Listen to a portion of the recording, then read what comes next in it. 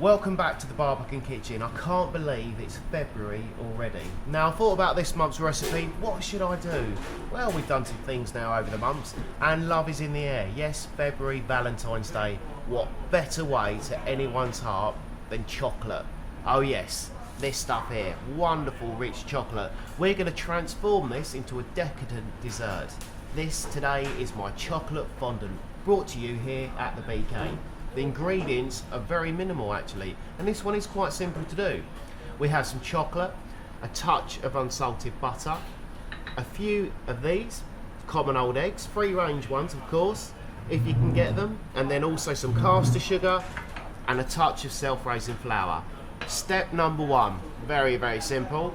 Get your chocolate, in this instance 70 or 80% cocoa solid, so the good stuff, the strong stuff, and buy the best one you can buy. It really will taste a lot better. And all you do is you grab your butter, you get your chocolate in with the butter, a pan of simmering water, only just simmering on the hob with a little bit of water in it, and just brought to a gentle simmer so it doesn't touch the bottom of the bowl. We get that pan and over to the pan it goes, and we leave it to melt through. Okay, next up, step number 2, very simple. Take your eggs, crack them into a whisking bowl. You can of course do this one with an electric hand whisk, no problem at all. Or if you want to, you could do it over a normal bowl. It'll take you a while though. So the easiest way is to take 4 eggs, grab your caster sugar, in with the caster sugar. I'm going to get myself a whisk attachment into the bowl, onto the machine, and we're going to bring up what we call a sabayon, where it goes pale, light and fluffy. So the next step, I've got to get this onto the machine. We're going to get this to lift right up, so it's going to whisk it on full power.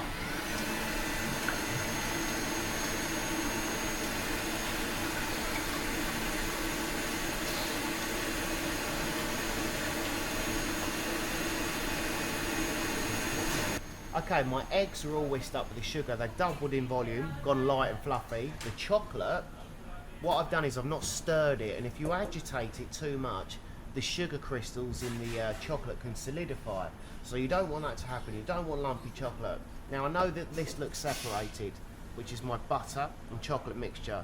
But what we're going to do is we're just now that they're both only just melted, we're just going to gently stir the two together, and it will start to look glossy in a moment or so.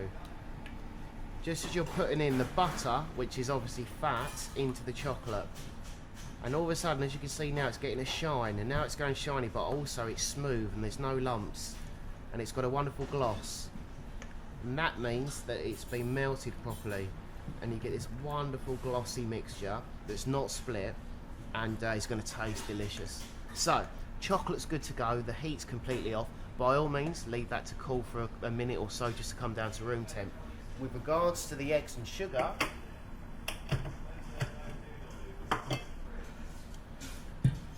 look, it doesn't look like eggs and sugar anymore. Lovely, light, aerated and fluffy. And this is going to be our air. When I say air, this is going to help with our lift. Obviously we're going to put a bit of self-raising flour in there as well, but this is perfect, great stuff, and it's perfect to go. While everything's cooling down, I'm going to show you another little top tip as well. What we're going to cook it in, you might ask. Well, we can use these, and when I say these things, these are dariole moulds. Now, if you haven't got these, you can easily get them from a hardware store or a kitchen food aisle at the supermarket. You could get disposable ones, by all means, if you wanted, little foil ones. But if not, another little great tip, why not use some oven-proof mugs or cups that you might have at home? They'll work just as well. Obviously, don't put your best china in the oven. Now, with regards to preparation, this might look a bit weird. This is because I'm dressed as a chef in a restaurant, okay? But you can just use straight normal oil. This stuff is basically spray oil or spray wax. And all I'm doing is, exactly you could do with kitchen towel and oil at home, I'm just coating the inside so I know they won't stick. Now, a lot of chefs would say we're going to flour this now So you've buttered or oiled and floured it so it doesn't stick. That's what a lot of chefs will say to you. Well, I'm not a lot of chefs, and what I like to do, so you don't get flour deposits on the side, and when it cooks it goes white, I'm going to use cocoa. Very good quality cocoa powder. All you do is a little sift of cocoa into one. Place your cups together, or your dariole moulds. Give it all a shake.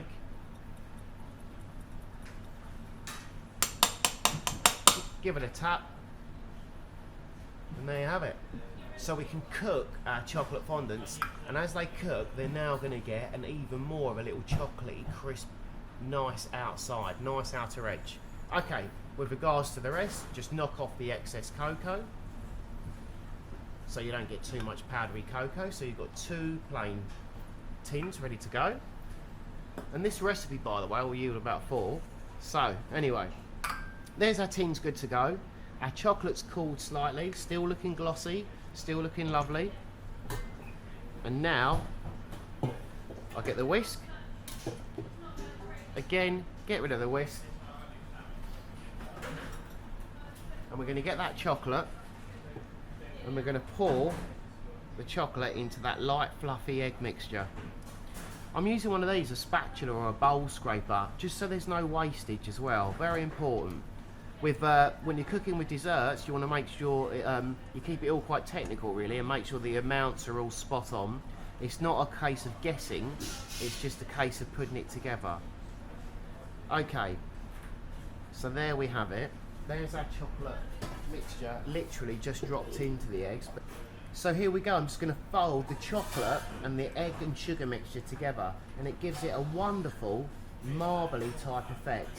The chocolate is heavier, so obviously, yes, it's going to drop to the bottom, but by just gently folding it together, our mixture will start to come together. Now, when it's at this stage and they're only just combined, I've got my flour ready to go. I'm going to drop the flour into the sieve, and it just catches any little impurities that could be in the flour, and again, adds a little bit of air actually to the mixture. So there we have it. In with that flour. I'll just make sure I get all of it. As I said before, you want to make sure you get your amount spot on. And then just lightly, don't dump the flour in, just lightly tap it in. Once all the flour's gone for a sieve, it's just simply a case using a spatula and folding all of the ingredients together.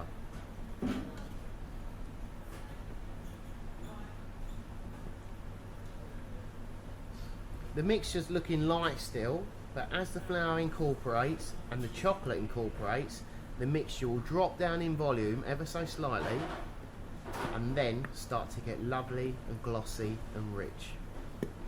It's very important the flour is combined, otherwise as it cooks you can get some flour deposits that won't be nice when you eat it. So the mixture's almost there. Let's see how the darkness has really come through. A little bit more mixing on my part, and we're going to be good to go. I preheated an oven with a convection setting, that's a fan setting, and I preheated it to 180 degrees so it cooks nice and evenly and gives me lift. If you haven't got convection, put your oven up to around 200 degrees. Now, there's our mixture. It's thick, it's glossy, there's no lumps in it, it is silky, silky smooth, and got a wonderful, wonderful dropping consistency. Everything's folded together, there's no pieces of flour ready to go. So now's the time, when we get ourselves a baking tray ready, get the 2 prepared dariole moulds, or whatever you're using, whether they're the foil containers or cups, whatever you want to use. Remember, get that cocoa in there with them. And then the idea of this next is we want to fill them so they're only just about 3/4 full.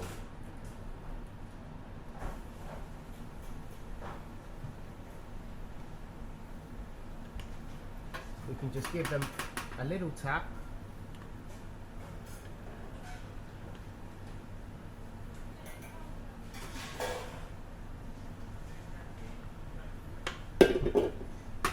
And there you are, 3/4 full. It's time to get these into that preheated oven.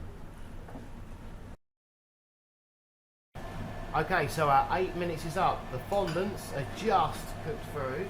I'm just gonna garnish up my plate. I've got a little bit of chocolate crumb here on the plate, and a good dollop of some fresh, soft whipped cream, not too firm. Now, with regards to our chocolate fondant, we need to make sure that it's just cooked through. This is hot. I've left them to stand just for about 30 seconds. Going to get a knife and just tease the edge of the fondants, just ever so slightly. And then carefully, we're going to tap out the fondant. And you want this wonderful fondant pudding. You can serve it this way up or the other. As you can see, it's got a wonderful chocolate crisp. It's up to you, this is optional, but why not add a little splash on the top? And now there you have it, my chocolate fondant here at the Barbican Kitchen. We could go for the moment of truth now. So here we go, it should be soft just in the middle, crisp on the outside, and look at that, perfect. A wonderful, rich flowing chocolate fondant with light whipped cream, a little bit of chocolate crumb to garnish. So there you have it, a wonderful chocolate fondant recipe for you to enjoy, not just for this Valentine's, but all year round. Thank you for joining us here at the Barbican Kitchen, and I'll see you for the next recipe.